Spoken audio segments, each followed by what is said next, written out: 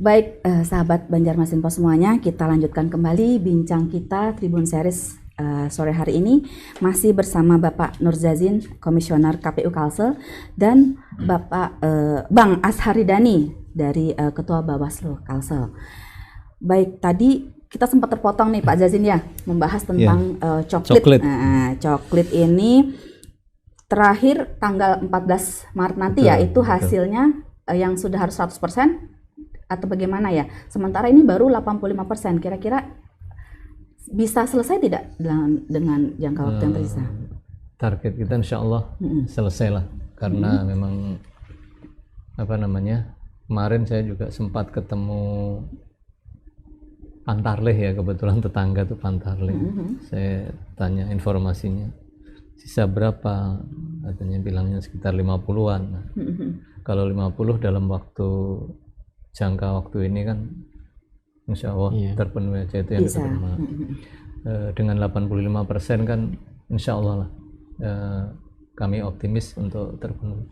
Memang di daerah kita nih unik kan, di daerah perkotaan kadang kesulitan menemunya itu kan kesibukan. Di daerah pelosok atau daerah pegunungan atau apa itu kan memang akses atau sananya kali lah, gunung-gunung, terus di daerah pinggir ada yang laut-laut, ada yang sungai, itu juga unik juga. Kemarin saya sempat ngikuti Pak Aldo, itu di kota Banjarmasin saja, itu juga masuknya jauh, harus pakai kelotok kecil gitu, sampai ke sana. Ada rumah 1, 2, 3 apa ya, habis itu katanya seberang sana masih ada satu lagi. Yang gitu-gitu kan kita semua harus data tanpa terkecuali. Gitu. Jadi namun demikian itu menjadi dinamika yang harus kita syukuri dan kita nikmati, betapa luasnya dan betapa indahnya alam kita dengan menyusur sungai gitu. Jadi kami semua kemarin malah dengan gembira. Jadi kadang-kadang punya rumah jadi kaget. Nah, kita kan beberapa ada Bawaslu pasti kan, ada KPU, kalau kita kunjungan itu kalau monitor ada Panwas Kecamatan, ada PPK, ada PPS, ada Pantarlih, sehingga Masya Allah, jadi kita sambil menikmati alam, sambil menyusuri sungai, lihat-lihat gunung gitu. Kami kemarin tahun ini coklatnya kunjungannya mencari tempat-tempat yang agak jauh-jauh sehingga sambil menikmati alam. Sambil memantau juga ya Pak Zazin ya.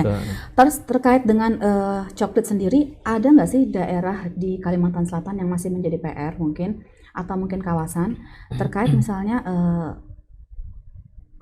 keberadaan dari orang yang mau didata itu. Misalnya kan mobilitasnya tinggi, pergantiannya mungkin apakah seperti di camp-camp perusahaan, terus seperti di daerah yang banyak pendatangnya gitu, gimana itu kira-kira? Ya, beberapa yang selalu menjadi problem ya, meskipun bisa diselesaikan itu biasanya satu di perbatasan ya Pak Aldo ya. Nah, itu biasanya gitu Bu, di perbatasan antara Tabalong dan Kalteng. Dulu itu antara Banjar dan Tanah Bumbu, misalnya gitu. Terus daerah perusahaan yang kadang-kadang waktu di pemilu tahun dahulu tidak ada. Ada. Atau sebaliknya, waktu pemilu tahun dahulu ada, tahun ini tidak ada. Itu juga menjadi hal yang perlu diperhatikan. Tapi biasanya kita ya, yang di KPU, Bawaslu itu sudah terbiasa yang seperti itu, sehingga hal-hal yang demikian biasanya sering dibahas, termasuk di Kabupaten Balangan ya Pak Aldo ya. Iya. Yang di desa itu ya. Iya, desa Wonorejo ya. Iya. Wonorejo yang sekarang tidak ada lagi itu. Betul. Nah, itu yang gitu itu biasanya jadi perhatian. Iya. Biasanya jadi perhatian kita semua. Itu langsung dicoret atau gimana itu kan? Pemilihnya tidak ada lagi itu. Bukan, pemilihnya itu ada. Karena penduduknya dia di desa itu, sehingga kita nggak bisa mencoret. Tetap didata. Sepanjang tidak ada bukti yang menguatkan bahwa itu bukan penduduk itu lagi, maka kita wajib nggak berani untuk mencoret. Baik.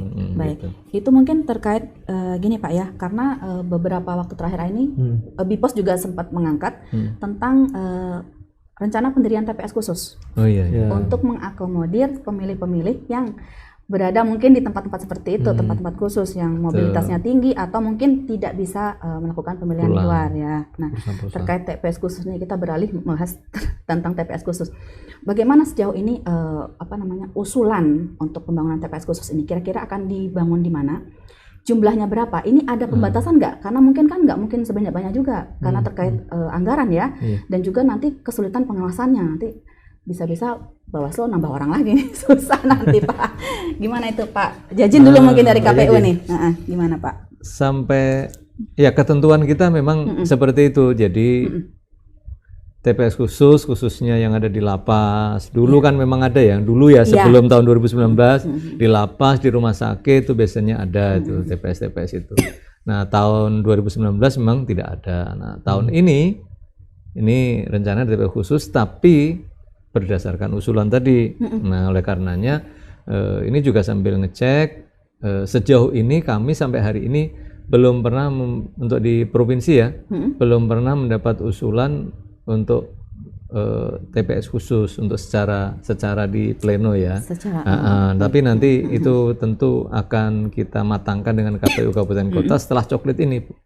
Mungkin setelah coklit ini, setelah coklit kita kan akan memetakan tuh mana-mana yang kira-kira perusahaan yang besar, yang memang orang nggak bisa pindah atau pesantren yang orangnya nggak bisa pulang dan sebagainya. Nanti berdasarkan usulan-usulan itu untuk TPS khusus. Nah, mudah-mudahan soal banyak dan tidaknya itu sebenarnya ya sepanjang itu ada kita harus siap. Kalau memang itu berdasarkan usulan, memang diperlukan ya. Ya, sesuai dengan kebutuhan yang real ya. Karena kita ini ada pesantren, memang kita akui ada pesantren. Tapi kan pesantren itu banyak enggak yang umurnya 17 tahun. Yang punya hak pilih ya? Ya, yang sudah memiliki hak pilih. Itu mungkin menyinggung syaratnya. Gimana itu persyaratan untuk mengajukan TPS khusus? Biasanya kan di situ memang homogen tempatnya ya, orang-orang nggak bisa pulang di saat pencoblosan kan, biasanya gitu. Ada dari daerah lain yang tentu dia tidak bisa pulang di waktu hari H. Karena waktu hari H itu kan liburnya cuma sehari kan. Lalu kemudian disiapkanlah TPS khusus. TPS khusus ini dalam rangka untuk mengakomodir orang di daerah lain, lalu dia tidak bisa menyampaikan hak pilih. Dan ini kan merupakan bagian dari hak konstitusional warga negara gitu kan, yang tidak boleh digantikan lah seperti itu. Sehingga KPU tentu harus mendengar gitu kan usulan-usulan masyarakat terkait dengan pembentukan TPS khusus ini. Dan ini format terkait dengan proses pemungutan data pemilih.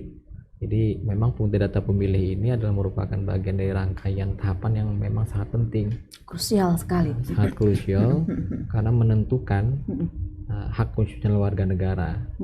Dia menentukan berapa jumlah TPS, termasuk dari TPS khusus ya Pak.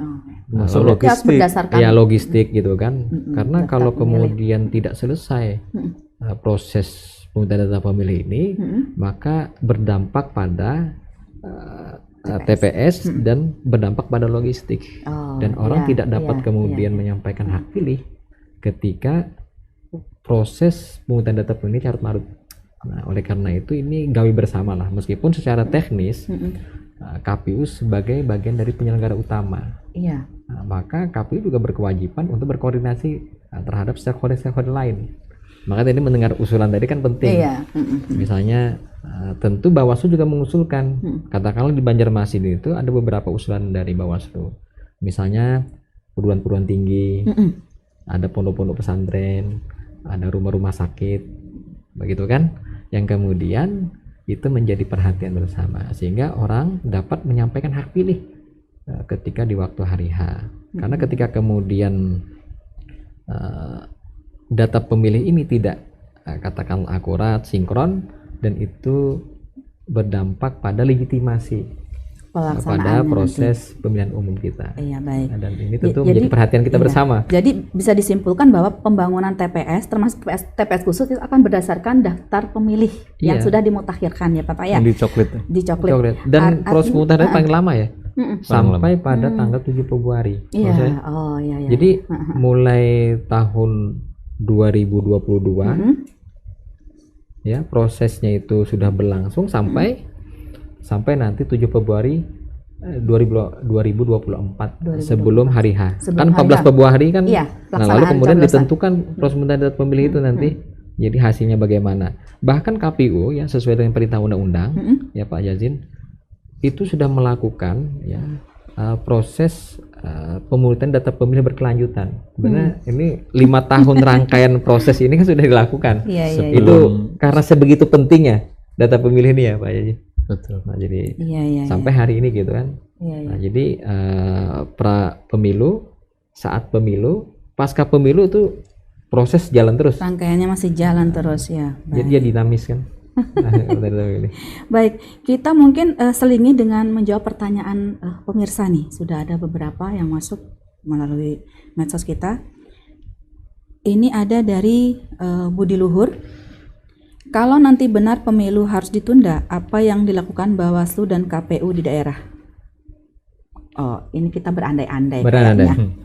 Gak apa-apa deh, kita jawabnya juga berandai-andai deh. Mungkin dari KPU dan Bawaslu, silakan. Bawaslu dulu, silakan. Ya tentu, ya kami saya sampaikan tadi kami menunggu perintah, petunjuk dari pimpinan kami di Bawaslu RI, Pak Yazin tentu menunggu dari KPU RI. Ini masih dalam proses ya, proses di mana kemudian KPU RI melakukan upaya banding ya terhadap ya putusan dari pengadilan negeri tersebut.